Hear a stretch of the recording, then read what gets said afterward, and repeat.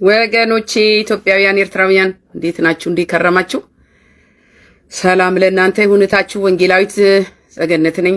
ይህ ወንጌል ለዓለም ሁሉ የቃልና የመንፈሳዊ ምክር አገልግሎት፣ እግዚአብሔር ደግሞ የመጨረሻው ድምጽ፣ እግዚአብሔር ሐሳብ፣ እግዚአብሔር ፈቃድ የሚተላለፍበት ልዩ ዝግጅት ነው፣ መልእክት ነው፣ አገልግሎት ነው።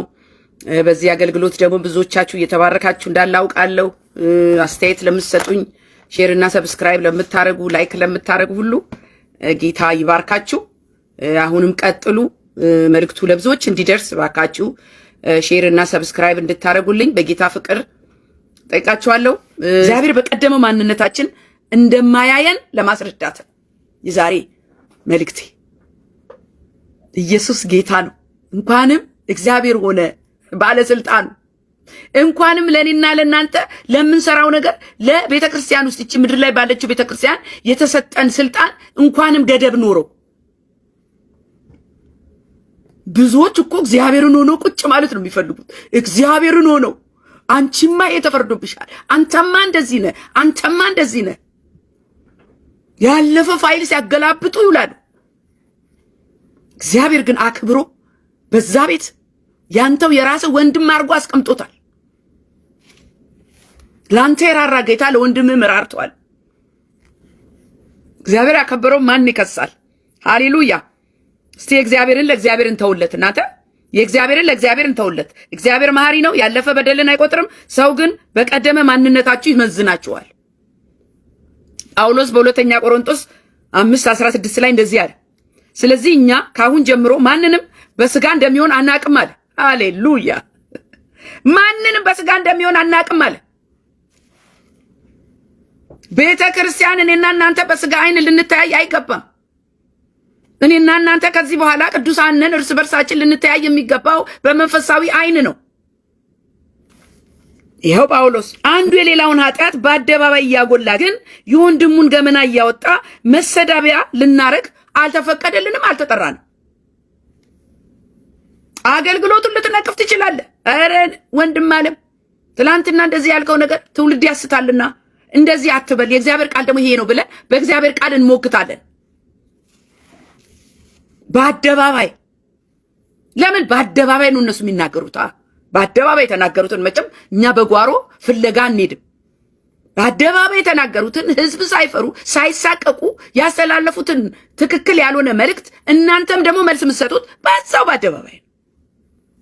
በቃሉ መሰረት በፍቅር በመንፈሳዊ ቋንቋ መገሰጽ ትክክለኛ ባህሪ ነው።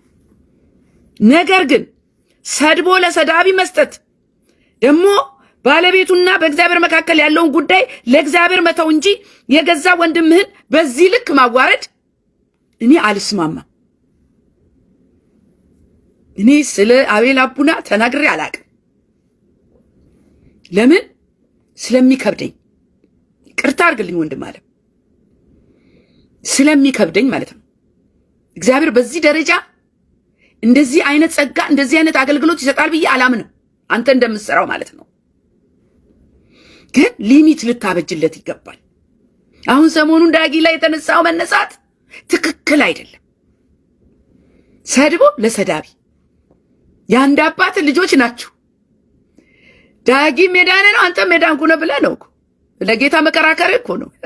መቀናት ሊመስል ይችላል። ያገለገልኩ ነው ብለህም ልትቆራራት ትችላለህ። ግን መርምር ከጌታ ጋር፣ ያንተና የጌታ ጉዳይ ነው። እኔ ግን እንደማየው በብዙ ነገሮች አልስማማም። በተለይ አሁን በዳጊ በመሰላችሁ እኛ በአገልግሎታቸው ልንነቀፍ እንችላለን፣ እንደ ወንድም በፍቅር በጥላቻ ግን አይደለም፣ በማዋረድ ግን አይደለም፣ በስድብ ግን አይደለም። ሁለተኛ ነገር ደግሞ ፐርሰናል ላይፍ አይደለም፣ የግል ህይወትን በመንካት አይደለም። እሱ የባለቤቱና የእግዚአብሔር ጉዳይ ነው። ያጮህ ሚስቱ ባለችበት ሴት ልጅ ጭኑ ላይ አድርጎ ልክ መንፈሳዊ ልጆቼ ናቸው እያለ የሚያጫውት የሚያሽኮረምም በፊት ለፊት ሚስት ባላገባ ኖሮ አገባሻለሁ እያለ ምእመን ውስጥ ያሉ ቀያይና ቆንጆ የመሰሉትን ሴቶች ሁሉ ወሲባዊ በሆነ መንገድ የሚያማልን ግን ራሱን ሰባኪ፣ ራሱን አገልጋይ፣ ራሱን ነፃ አውጪ አድርጎ የሚሰብክ ሰባኪ ነበር የተሰበሰበው። ሌላኛው ደግሞ ሚስቱን የካደ 2 ልጅ የወለደችለትን ሚስቱን ክዶ ቦሌ መሸታ ቤት ፔኒሲዮን እጅ ከፍንጅ የተያዘ ዘማሪ ነኝ የሚል ዩቲዩባችሁ ላይ ኔክስት የሚል መዝሙር ሲመጣ ታዩታላችሁ። ሰው ይዘምራል። ሁለተኛ ቆሮንቶስ 5:17 ላይ ስለዚህ ማንም በክርስቶስ ቢሆን አዲስ ፍጥረት ነው፣ አሮጌው ነገር አልፏል፣ እነሆ ሁሉም አዲስ ሆኗል ይላል። ሰው ከዳነ በኋላ ላለው ህይወቱ መታየትና መታወቅ ያለበት በአዲስ ማንነቱ እንጂ በአሮጌው ማንነቱ አይደለም። ብዙ ክርስቲያኖች አዲስ የዳኑ ክርስቲያኖች የሚሸማቀቁት መራመድ የሚያቀታቸው የተቀበሏቸው ክርስቲያኖች በቤተ ክርስቲያን ውስጥ ከኢየሱስ ክርስቶስ የምታገኙት ምህረትና ቤተ ክርስቲያን ውስጥ ያለው የሰው ፊት አንድ አይደለም። ፊታቸው ይገርፋችኋል። በተለይ ያለፈ ታሪካችሁን ካወቁ እግዚአብሔር እዚህ ጋር የከደነውን ኃጢአት እዚህ ጋር ከፍተው የሚያማስሉ ለዘላለም ጣት የሚጠቁሙ አሉ። ባሮጌት ማንነታችሁ የሚያዩዋችሁ አሉ፣ የሚከሳችሁ አሉ። እቤታችን ውስጥ እኮ ነው የገዛ ወንድሞቻችን የራስ ኃጢአት ተከድኖልህ አንተ የመጣህበትን ረስተህ ሌላው ደግሞ እግዚአብሔር ምህረት አድርጎለት ወደ ቤቱ ሲቀላቀል የምንቀበልበት አቀባበል ትክክል አይደለም። እንደ ቤተ ክርስቲያን በእግዚአብሔር ቃል ነው እንግዲህ እኛ ምን ሞግተው እንጂ በሰውኛ ንግግር የትም አንደርስም፣ ዕውቀት የለንም። ስለዚህ በዚህ በገላትያ 6:1 ላይ እንደዚህ ይላል፣ ወንድሞች ሆይ ሰው በማናቸውም በደል እንኳን ቢገኝ መንፈሳዊያን የሆናችሁ እናንተ እንደዚህ ያለውን ሰው በየዋህነት መንፈስ አቅኑት ይላል። ስለዚህ ያንተ አካሄድ የዋህነት የለውም፣ ወንድማዊ ፍቅር የለውም፣ መንፈሳዊ እይታ የለውም፣ አያቀናም፣ አያንጽም፣ እንደውም ያሸማቅቃል። እንደ ክርስቲያን ያሸማቅቃል። ስለ ወንድም ክፉ ሲወራ ካልተሸማቀቅ ነገ አንተንም ጠላት ያሸማቅቃል። አንዳንድ ነገሮች ምትሰራቸው ነገሮች ለምሳሌ በቀደም አንዲት እህት ልበላት እህትም ልልም አልችልም፣ ኢየሱስ ክርስቶስ አይመጣም፣ ኢየሱስ ክርስቶስ ሲጀመርም አይመጣም እንትን ነው ሿሿ ነው ምናምን ብላ ስለ ኢየሱስ በጣም አዋርዳ ስትናገር የሰጣሃት መልስ አርክቶኛል። ምናልባትም ቪዲዮ ላይ ያዝ ይችላል። እሱ ግልክ አለው ወንድ ማለት የተከተልክ ወንድሞችን ኖ ኖ ኖ ኖ ኖ ኖ ኖ ሊሚት አርግ፣ ልክ አርግ። ሁሉ ነገር ልክ አለው። እንደውም የእግዚአብሔር ቃል በያዕቆብ 1:20 ላይ የሰው ቁጣ የእግዚአብሔርን ጽድቅ አይሰራምና ይላል። አንተ ለእግዚአብሔር አትቆጣለትም፣ ወክለህም አትፈርድለትም። የራስን ጥሪ ብጠበጠብ እወዳለሁ። ለመጀመሪያና ለመጨረሻ ጊዜ ምክር ለአቤል አቡና እህታዊ ምክር። ነገ እኔንም ምን እንደምትለኝ አላቅም። ብትለኝ ምንም ብትለኝ ምንም አይመስለኝም። እኔ በግሌ ለምን ሰው ነኛ። አንድ ነገር ግን አውቃለሁ፣ በእግዚአብሔር የተወደድኩ የተከበርኩ በቤቱ ያለው እሱ የረዳኝ ሴት ነኝና አይ ዶንት ኬር። በነገራችን ላይ ወንድማችን ዳጊ ጥላሁን ዘማሪ ጌታ ይባርክ፣ ጌታ ይባርክ። እንኳን ጌታ ረዳ። እዚህ ቪዲዮ አያይዛለሁ። ዝማሬዎች ብዙዎችን ባርኳል። እኔም አይቼ ተባርኬያለሁ። ለምን የድሮ ዝማሬዎች የማይጠገቡ ስለሆኑ ማለት ነው። ጌታ ይባርክ ማለት ወዳል መሰላችሁ። እግዚአብሔር ተባረከ። በጣም ደስ ያለኝ ማለት ነው በዚህ በታራሚዎች ስፍራ በእስር ቤት ማለት ነውና ወንጌል ገብቷል። ኢየሱስ ገባ። በቃ አሁን እዛ ተቃዋሚ የለም። ለምን የኢየሱስ ስም ተጠራ የሚባል የለም። በነገራችሁ ላይ በእስር ቤት ያሉ፣ በሐኪም ቤት ያሉ፣ በስደት ያሉ ለእግዚአብሔር ቅርብ ናቸው። ለምን ምርጫ የለማ። የመጨረሻው መፍትሄ አንድና አንድ ነፃ የሚያወጣው ከስር የሚያስፈታው ኢየሱስ ክርስቶስ ብቻ ስለሆነ ማለት ነው። ስለዚህ ተቃዋሚዎች የማይደርሱበት ስፍራ ኢየሱስ በግላጭ የሚሰበክበት ማረሚያ ቤት ወንጌል ይዘን ገብተናል። ወንድማችን ነብይ ዘካርያስ ጌታ ይባርክ። በጣም ደስ ብሎኛል። በኢየሱስ ተመልከት። ይኸው ምን አይነት አገልጋይ ነው ነብይ ዘካርያስ። እግዚአብሔር ዘመንህን ይባርከው። እኛም ይህንን ወንጌል ይዘን ጉዞ ወደ እስር ቤት ዳይ። መቼም ያ የቤተ ክርስቲያን መድረክ ነው አትሉኝ። ኤአይ ነው በሉኝ አልኩ እኔ። ኤአይ ነው ወይስ አይኔ ነው ወይስ ጆሮዬ ነው? ድሃን ሙልጭ አድርገህ የምትሰድበው ጌታ ኢየሱስ ክርስቶስ እኮ ለድሆች ነው የመጣው። አንተ ለተበደሉ ለተቸገሩ። ድህነት ሁልጊዜ የስንፍና ውጤት አይደለም። ሰው ድሃ ሆኖ አይወለድም፣ ሀብታም ሆኖ አይወለድም። በእግዚአብሔር የታመኑ ድሃ የሆኑ ታማኞች ጨዋዎች አሉ። ድሃ ሌባ ነው? አረ ከሞን ሜን። ጦርነት የሚበዛበት ሰፈር የት ነው? ድሃ ሰፈር። ሌባ የሚበዛበት የት ነው? ድሃ ሰፈር። ስርቆት የሚበዛው የት ነው? ድሃ ሰፈር። በሽታ የሚበዛው የት ነው? ድሃ ሰፈር። አንድ በጣም ልገዛው የምፈልገው የጓጓሁበት ቦታ ነበረ። ትልቅ ነገር ልገዛ እየጓጓው እዚህ መጣው ባለፈው ያገለገልኩ እና ልክ የስጦታ እድል ሲመጣ ስጡ ሲባል ልክ ስሰጥ ግዛል ወጣው ገዛው። አብረው ደግሞ ተሰብስበው ሄሄ ሚሉት ሄሄ አሜን ሁሁ ሚሉት አብረው ተመሳሳዮቹ የወረዱት የተዋረዱት። እግዚአብሔር ይድረስላችሁ። ውድቀታችሁ ትዕቢት ውርደትን ትቀድማለች ይላል እግዚአብሔር ቃል። ትዕቢታችሁ ቀድሟል። አሁን እናንተ አገኛችሁና ላይ ያላችሁ በኢየሱስ ስም። መቼም ሰው የነበረበትን ነው የሚናገረው። አንተ ድሃ በነበርክ ጊዜ ሌባ ነበርክ? ሄሎ ቆይቶ ነው ያለፈልኝ ብለሃል። በድህነት ዘመን ሌባ ነበርክ? በድህነት ዘመን አታላይ ነበርክ? በድህነት ዘመን ክፉ ነበርክ? በኢየሱስ የት እንሂድኛ? ይህን ማንሰማበት የት እንሂድ? ደግሞ የሚስቱት እኮ ትልልቆቹ ናቸው።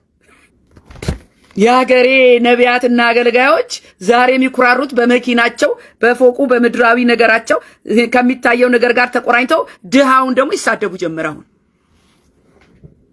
አሁን በእግዚአብሔር አይን መጣችሁ። ያዋርድሃል። እንቁልልጭ እንዳላችሁ እግዚአብሔር ያዋርዳችኋል። ታስጨበጭባላችሁ። የሰበሰብከው እኮ ድሃ ነው ወንድም አለ። ድሃ ሰብስበህ ታስጨበጭባለህ። ያንተን ኪስ የሞላልህ ድሃውን ከየት አምጥተህ በለጸክ? ታዲያ ከሰማይ አልወረደ መቼም። ሰብስባችሁ እንቁልልጭ የምትሉት ህዝብ፣ ሰብስባችሁ የሆነ ያልሆነውን ነፋስ አየር የምትመግቡት ህዝብ፣ ለእናንተ ግን ኪስ አዳልቦ ዛሬ የእናንተ ህልም እውን ሆኖ ይሄ ያለኝ ጣራ ሰራው፣ አውሮፕላን ገዛው፣ ሰዋት ይዘህ ተቀመጥ። የሀብታም ሌባ የለም እንዴ? የድሃ ጨዋ የለም? የሚዘርፈው ሀብታሙ መስሎኝ በሀብት ላይ ሀብት እያታለለ እየቆለለ። ተው እባክህ። ስሙኝ፣ የሀገራችን ወጣት ወንዶች የሴቶችን ፀጉር ቤት አጣበዋል። ጉድ ስሙ ባካቸው። አገሬ ጉድ ነው። ቪዲዮ አያይዛለሁ። ስሙኝ ባካቸው። እኛ የምናውቀው ሴት ልጅ ፀጉሯ ልትሰራ ትሄዳለች ከሞላላት፣ ያውም አለበለዚያም እንደዚህ አርጋ ትወጣለች። ምን ችግር አለው? አሁን ወንዱ ፀጉር ቤት ካስኩስ ቁጭ ብሏል። ጨምርላችሁ ምን ሊሆን ታዋቂ ዩቲዩበሩን አቤል ብርሃኑን የማያውቅ ሰው የለምና አቤል ብርሃኑ በጣም በጌታ ቃል የበረታ ነው። ግን ያው ስራው ስለሆነ ምናልባት ቢገልጠው እንትን ተቃዋሚ ይኖራል ወይ ደግሞ አናይልህም፣ ለካ አንተ ጴንጤና አናይልህም ይሏል አይደለ? የእግዚአብሔር ነገር ሲነሳ እኮ በእንጀራችሁ ይመጣሉ፣ አድማ ይመቱባቸዋል። ስለዚህ እሱን ፈርቶ ነው እንጂ ታዋቂው ዩቲዩበር አቤል ብርሃኑ የጌታን ቃል ያውቃል። አሁን ቪዲዮ የማያይዝላችሁ ምን እንደሆን ብትሉኝ በመልእክቱ በዚህ በኤርሚያስ 18 ቁጥር 6 ላይ የሚገኘውን የሸክላ ሰሪውን እንደዚህ ሸክላ እየሰራ የሸክላ ሰሪውን ቃል ነው የሚናገረው። ቃሉ ምንድነው? የእስራኤል ቤት ሆይ ሸክላ ሰሪ እንደሚሰራ በእውኑ እኔ በእናንተ ዘንድ መስራት አይቻለኝምን? እነሆ ጭቃው በሸክላ ሰሪ እጅ እንዳለ እንዲሁ እናንተ በእኔ እጅ እንዳላችሁ ብሎ ጨቅላ ስራ ሲሰራ በሸክላ ሲሰራ ማለት ነው። መጽሐፍ ቅዱስ ሳነብ ያገኘሁት አንድ ጥቅስ ወደ ሸክላ ሰሪ ቤት ሄዳለሁ፣ በዚያም ሸክላ ሰሪው ሲሰራ አየ፣ ይሄ ሸክላ በሸክላ ሰሪው እጅ እንዳለ እናንተም በእጄ ናችሁ የሚል ነገር ሳነብ ገረመኝ። ሸክላ ሰሪ ጭቃ ወስዶ አንዱን ጀበና አድርጎ እሳት ላይ ያቃጥለዋል፣ ሌላውን ሲኒ አድርጎ ያስመዋል። መብቱ የማን ነው? የሸክላ ሰሪው። አንድ አንዳንድ ሸክላዎች ሳሎን ተቀምጠው ጌጥ ሲሆኑ፣ ሌሎች ሸክላዎች ደግሞ ምጣድ ሆነው በየጊዜው እሳት ላይ ይጣዳሉ። ይሄ መብት የሸክላ ሰሪው። ሸክላው ወይንም ጭቃው የለም ጀበና አታድርገኝ፣ የአበባ ማስቀመጫ አድርገኝ የማለት ስልጣኑ እስከምን ድረስ? እንደዚህ እንድሆን ይሄ ነገር ውስጥ እንዳልፍ የፈጣሪ ፍቃድ ከሆነ ፍቃዱን ለሱ መስጠት ያስፈልጋል ብዬ ስለማመን ይሄ እኔ በህይወቴ ውስጥ በኑሮዬ የገባኝ ነገር ነው። የኔና የናንተ ህይወት በእግዚአብሔር እጅ አለ። ሸክላ ሰሪ ጭቃው በእጁ እንዳለ ቢበላሽበት እንኳን እንደገና አፍርሶ ይሰራል። እግዚአብሔርም ልክ እንደዛ ነው። ከተበላሸ አፍርሶ ይሰራል። እሱን ከማወዳ ምን ይወዳደራል? ሁሉን እርግፍ አድርጎ አስትቶ ያስኬዳል። ሽልማቴ የኔ ጌታ።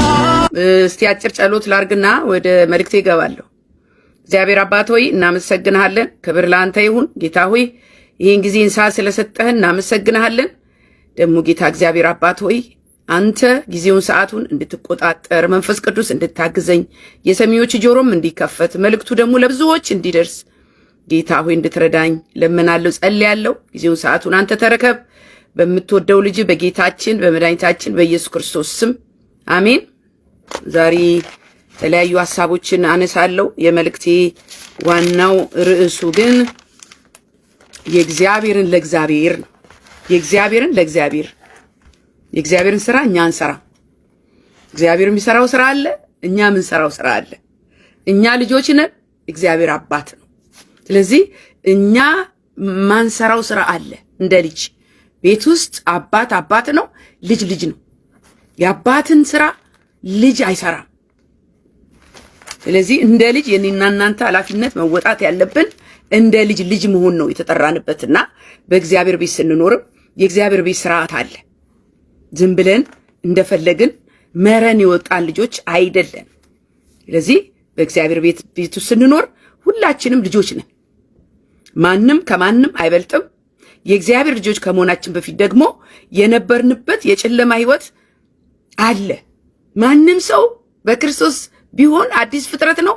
ክርስቶስን ከማወቃችን በፊት ደግሞ ያለው ህይወታችን ጨለማ ነው።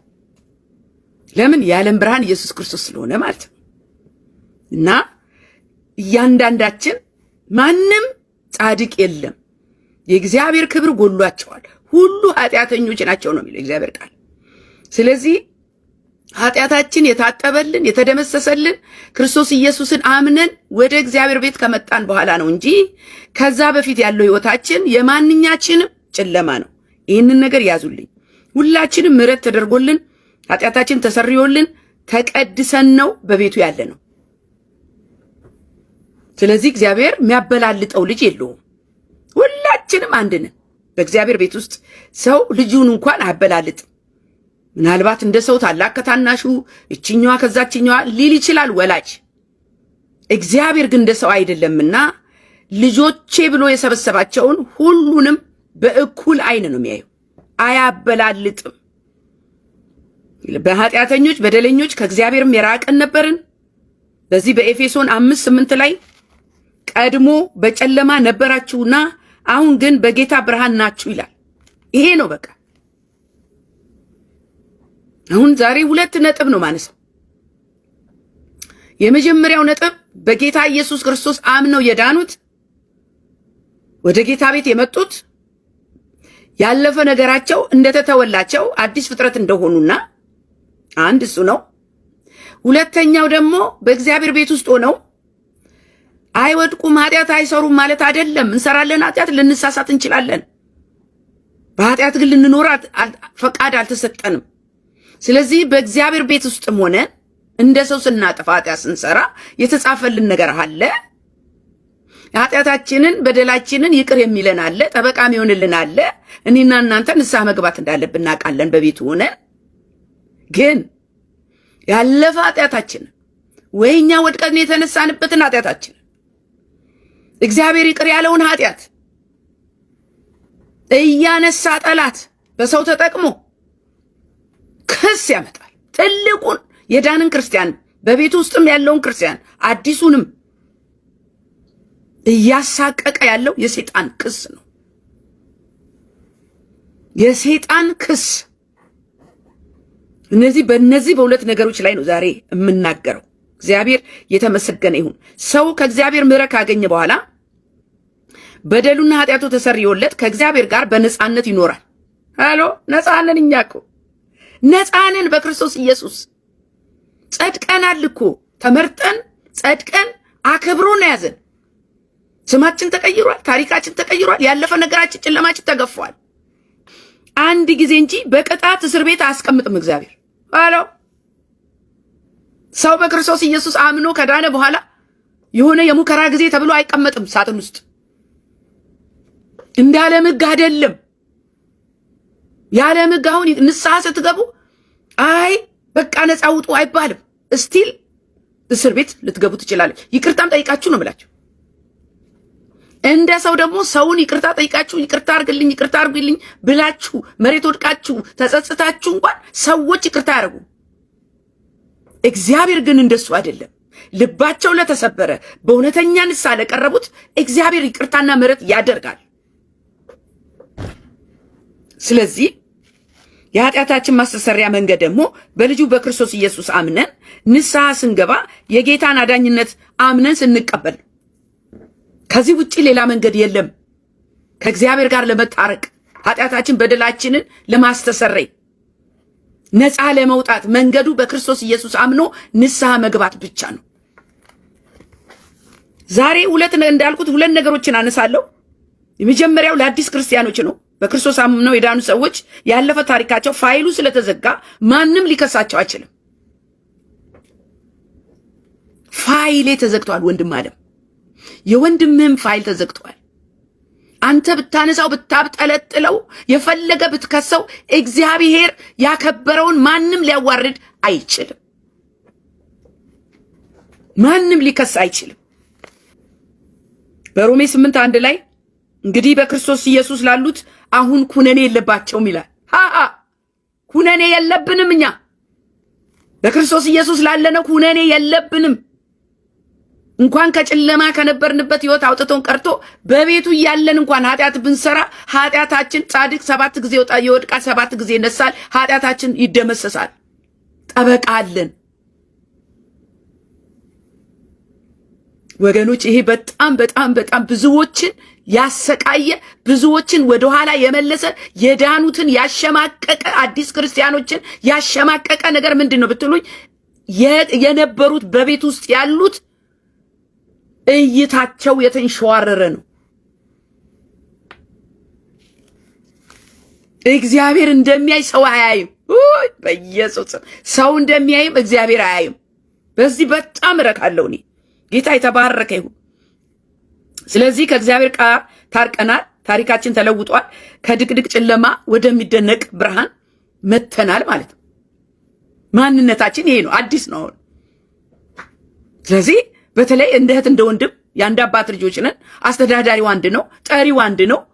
ቤት ውስጥ እኔና እናንተን አባት ሆኖ የያዘን አንድ ነው። እረኛው አንድ ነው። መንፈሱ አንድ ነው። ቤቱ አንድ ነው። የሱ ነው ቤቱ። በእግዚአብሔር ቤት አንተ ምን አገባ? የወንድማቸው ኃጢአት ስለተደመሰሰ የሚናደዱ ሰዎች አሉ፣ የሚበሳጩ ሰዎች አሉ። እግዚአብሔር የተወልንን የከደንልንን ኃጢአት አጉልተው አውጥተው እንደገና እዚህ ጋር ባለምኛው በስጋ አይን የሚፈርዱባችሁ ሰዎች አሉ። ይግባኝ የሚጠይቁ ሰዎች አሉ። እግዚአብሔርን ይግባኝ ጠይቀ ነው ወንድም አለም። በእግዚአብሔር አሰራር ይግባኝ የለም። ምህረት አንዴ ተደርጎልናል፣ አለቀ በቃ። ሁላችንም የመጣንበት የጨለማ መንገድ አለ ጌታን ከማውቃችን በፊት። አንድ እሱ ነው ነጥቤ። ሰዎች ግን በእግዚአብሔር ፋንታ ገብተው ሲፈርዱ ሲኮንኑ ታያላችሁ። አቤት እግዚአብሔር እንኳን ለሰው ልጅ ስልጣን አልሰጠናተ። በኢየሱስ ስም የሰው ልጅ እንኳንም ስልጣናችን በልኩ ሆነ። የልባችንን ክፋት ስለሚያውቅ ብዙን ነገር ያዝ አድርጎብናል እግዚአብሔር። ያዝ ይቺማ ያቺማ ብለው የሆነ እስር ቤት ውስጥ ከተው ሊያስቀምጧችሁ የሚፈልጉ ሰዎች አሉ። እንዳትራመዱ፣ ጌታ ወዳየላችሁ እንዳትገሰግሱ፣ በእናንተ በረከት፣ በእናንተ ጸጋ፣ በእናንተ ከእግዚአብሔር ጋር በተቀበላችሁት ማንነት የሚቀኑ ሰዎች አሉ። ክፉ ነገርን መርሳት፣ ቂም አለመያዝ የማይችለው ነገር በተለይ ኢትዮጵያዊ ይቅርታ ማድረግ አይችልም። ክፉ ነገር መርሳት አይችልም። ቂም አለመያዝ አይችልም። በቀልን መተው አይችልም። እንደ ሰው በጣም የምንቸገርባቸው ነገሮች እነዚህ ናቸው። ወደ ኋላ ያስቀሩን። እግዚአብሔር ላደረገልን ምሕረት ለተወልን ኃጢአት እንኳ እርስ በርሳችን እንመቀኛኛለን። አይገርማችሁ? አልተወንም እኮ አሮጌ ማንነት፣ ምቀኝነት፣ ቅናት፣ አድመኝነት፣ መለያየት፣ ሐሜት አለ በእኛ ቤት።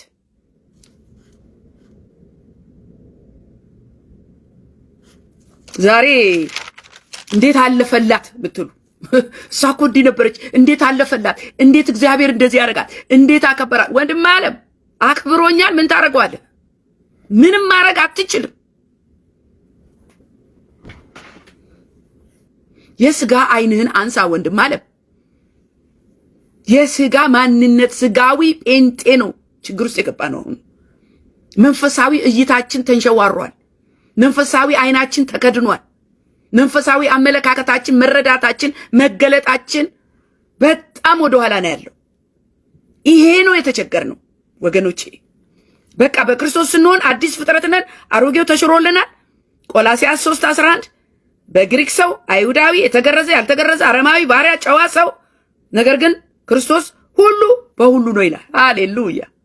ማንሙን ማንም ከየትምና ዘርህ ማን ይሁን ማንም ይሁን፣ ጥቁሩን ነጭሁን፣ ባሪያውን ጨዋሁን፣ ኦሮሞውን ትግሬሁን፣ ኢትዮጵያዊሁን ናይጄሪያዊሁን በክርስቶስ አዲስ ፍጥረትና ማንነት ተቀይሯል። እንደ በፊቱ ክርር ያለ ነገር ካለ እንደ በፊቱ ማንነት የስጋ ማንነት እንደዚህ ያረገ የናጠ በትቢት እየወጠረ ካለ አልዳንክም ወንድም አለ። ራስህን መርምር። ሁለተኛው ሐሳቤ ደግሞ ይሄ ለአዲስ ክርስቲያን ነው። ሁለተኛው ሐሳቤ ደግሞ በእግዚአብሔር ቤት እየኖርን ኃጢአት ስንሰራ እርስ በርስ በፍቅር ብንገሳሰስ ብንመካከር አንዱ አንዱን ተው ብሎ ቢወቅሰው መልካም ነው። በምን ብትሉኝ በወንድማማችነት መንፈስ ገደብ አለን። እርስ በርሳችሁ ኃጢአታችሁ ተናዘዙ፣ እርስ በርሳችሁ ተመካከሩ፣ አንዱ አንዱን ይገስጽ። ይሄ የእግዚአብሔር ቃል ነው። በፍቅር ሲሆን በወንድማማችነት ኧረ ተው ወንድም ዓለም ልክ እንደኔ አሁን ኧረ ወንድም ዓለም ይሄ ነገር ትክክል አይደለም ይባላል። ስሙኝ። ነገር ግን ከሁሉ ቅድሚያ እያንዳንዳችን ከእግዚአብሔር ግንኙነት አለን። ኃጢአት ስንሰራ መንፈስ ቅዱስ ይወቅስናል። ከባለቤቱ በላይ አናውቅም እኛ። እኔ ከእግዚአብሔር ጋር ያለኝ ግንኙነት የኔ ነው። ድንበርና ሊሚት አለን። ምንገስጽበት፣ ምንቆጣበት፣ መልእክት ምናስተላልፍበት ስለ ወንድማችን ወዴት እየመጣው እንዳለ እናንተ ይገባችኋል። የዛሬ መልእክት ሰዎች የእግዚአብሔርን ቤት ሲበድሉ፣ የስህተት ትምህርት ሲያስተምሩ፣ የክርስቶስ ባልሆነ አካሄድ ሲሄዱ ተውረፉ፣ ተመለሱ ብሎ በፍቅር ማቅናት እስማማለሁ። ነገር ግን አግብቶ ነበረ፣ እዛ ጋር ፈታ፣ እዚህ ጋር ሌላ ወለደ፣ እዚህ ጋር ሚስቱን እንዲያረገ ምን አገባህ? ይሄ ትክክል አይደለም። በየትኛውም መንገድ ትክክል አይደለም። ፐርሰናል ላይፍ ጋር እሱና እግዚአብሔር ተነጋግረው ይሄ ልጅ እኮ ምሕረት ተደርጎለት ንስሐ ገብቶ አይግባ፣ ከእግዚአብሔር ጋር መቀጠል ያለበት እሱ ነው። ቀጥሎም ነው ደግሞ ዛሬ ይኸው በክብር ያየነው። ስሙኝ፣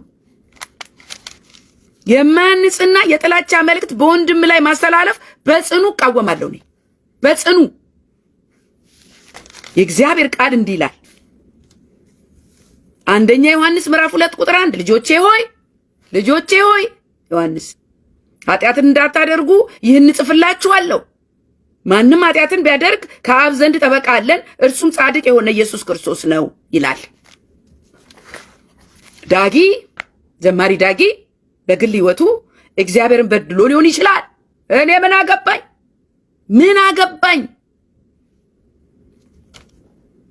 አንተም ጻድቅ አይደለም፣ አንተም ፍጹም አይደለም። እንዴት ነው ያለፈ ፋይል አውጥተህ የዛሬ ስንት ዓመት የሆነውን እግዚአብሔር የከደነለትን አውጥተህ ዛሬ ዘርግፈህ ወንድምህን ለምን ታሳቅቃለህ?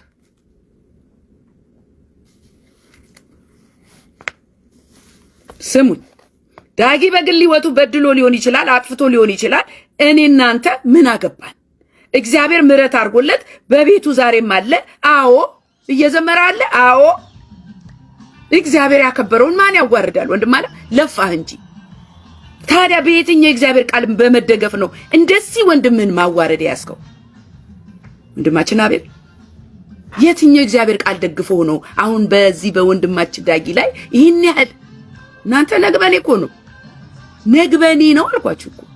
ለምሳላችሁ ሁላችንም ያለፈ ታሪክ አለና ያለፈ ታሪክን አንስተ ሰውን ብዘረጥጥ ብትኮንን ማን ነው የሚጠቀመው? ማን ነው የሚታነጸው? እግዚአብሔርስ ይህን ይወዳል ወይ? ስለዚህ እግዚአብሔርን ለእግዚአብሔር ብትተውለት፣ ላንተ የተመደበልን ሩጫ ብትጠበጥብ ምን አለበት? ልክ ብታበጅለት። ይህ ላንተ ያለኝ ምክሬ ነው አለው። አሁን ወንዱ ጸጉር ቤት ካስክ ውስጥ ቁጭ ብሏል። ምን ሊሆን? ጸጉሩን ተጠቅልሎ እንደገና ደግሞ ሹሩባ ሊሰራ። ወንድሞች ምን ነካችሁና ሴት መሆን አማራችሁ? እኔ አልገባኝም። ሂዶ አያይዛል። ወንዶች ምን ነካቸውና ቀሚስ አማራቸው? እኔ አልገባኝም። መጨረሻው ዘመን ይሄ ነው። የሀገሬ ወንዶች ደግሞ አሁን የት ነው ያሉት?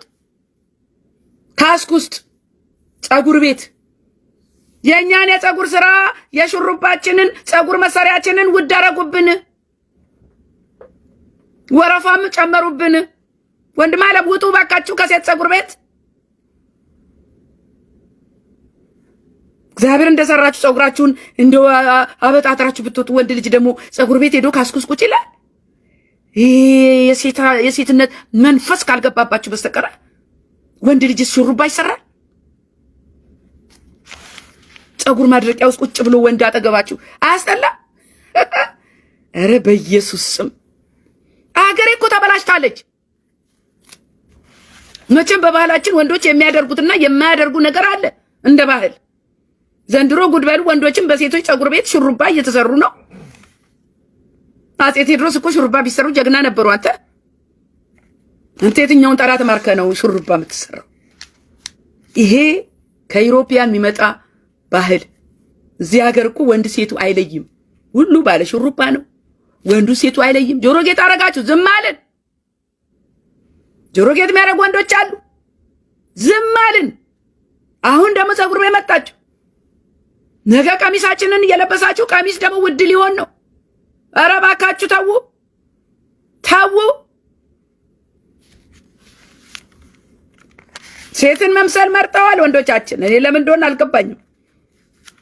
የሴትነት ስፒሪት እየገባባቸው ነው ወንዶቹ፣ መንፈሱ እየገባባቸው ነው የሴትነት ያለ ተፈጥሮ። ከዛ በኋላ ሴታ ሴት ትሆናለህ፣ ከዛ በኋላ ግብረ ሰዶም ትሆናለህ። ያ ነው መጨረሻ። እግዚአብሔር ይገስጻቸው። እኔ ምን እንደምንል አላቅም፣ ግን እየተበላሸን ነው። የመጨረሻው ዘመን ነው መላችሁ። አሁንም ይህን የተበላሸውን ትውልድ እግዚአብሔር አፍርሶ ይስራው፣ እንደገና ያድሰው። በተለያየ ነገር ይሄ ትውልድ ጠፍቷል። ለምን? መካሪ የለውም፣ መሪ የለውም፣ እረኛ የለውም፣ ተው ሚለው የለውም፣ የቀናውን የእግዚአብሔር መንገድ የሚያሳየው የለውም። የዕውር መሪ ነው ከፊት ያለው። የዕውሮች መንፈሳዊ መሪ ነው ማወራው። ደግሞ ወደ ሌላ እንዳትወስዱ። መንፈሳዊ መሪ ነው ማወራው፣ እረኛ ነው ማወራው። ስለዚህ ለዚህ ትውልድ እግዚአብሔር ይድረስለት። መሪው ማን ነው? እረኛው ካላችሁ ኢየሱስ ክርስቶስ። ሌላ ማን ሊመጣ ነው? በዛሬ መልእክቴ በክርስቶስ ኢየሱስ አምነው የዳኑ አዲስ ፍጥረት ናቸውና ባሮጌ ማንነታቸው ልናያቸው አይገባም። ማንም በክርስቶስ ቢሆን አዲስ ፍጥረት ነው። ሁለተኛ ደግሞ በእግዚአብሔር ቤት ውስጥ ስንኖር ልናጠፋ እንችላለን። አዎ፣ ግን በንስሐ ደግሞ እንመለሳለን። በኃጢአት ግን የተጨማለቀ ህይወት አንቀጥልም። ግን እግዚአብሔር ይቅርታና ምሕረት ላረገለት ወንድምህ አንተ ያለፈ ኃጢአቱን እያነሳ ብትወቅሰው ብትሰድበው ይሄ እግዚአብሔር ለኔና ለናንተ የፈቀደ አይደለም። ስለዚህ እንዲህ አይነት ነገር መቆም አለበት እላለሁ። እናንተ ወንዶች ደግሞ እባካችሁ በቃ ወንዶች ሁኑ። እግዚአብሔር እንደሰራችሁ ወንዶች ሁኑ። ምን ሴቶቹ ለምን ቀጣጠላችሁ? ይሄ ዊግ ይሄ ምናምን እላለሁ። መጣ ደግሞ እኛ ጋር ወንዱም መጣና ፀጉር ቤት ካስክ ውስጥ ቁጭ አለ። ይሄ ትክክል አይደለም። እግዚአብሔር የተባረከ ይሁን። መልእክት የሚሰጠው ጌታ አይደል? ዛሬ የሰጠኝ መልእክት ይሄ ነው። ኢየሱስ ጌታ ነው። ሼርና ሰብስክራይብ አድርጉልኝ። ሁላችሁም ተባረኩ። እወዳችኋለሁ። ጸጋ ያብዛላችሁ። በነገራችን ላይ የጸሎት ቪዲዮ ለቅቅ ያለውና ኑ አብረን እንጸልይ የሚል የዛሬው ደግሞ አርስቱ ጌታ ሆይ ማረን የሚል ነውና 30 ደቂቃ ነች። በርከክ ብላችሁ ከኔ ጋር እንድትጸልዩ አደራ አላችኋለሁ። ተባረኩልኝ። ሻሎም ሻሎም። እሱን ከማወዳ ምን ይወዳደራል? ሁሉን እርግፍ አድርጎ አስትቶ ያስኬዳል። ሽልማቴ የኔ ጌታ። ሰላም ሰላም ወገኖቼ፣ ኢትዮጵያውያን፣ ኤርትራውያን፣ ይህ ወንጌል ለዓለም ሁሉ የቃልና የመንፈሳዊ ምክር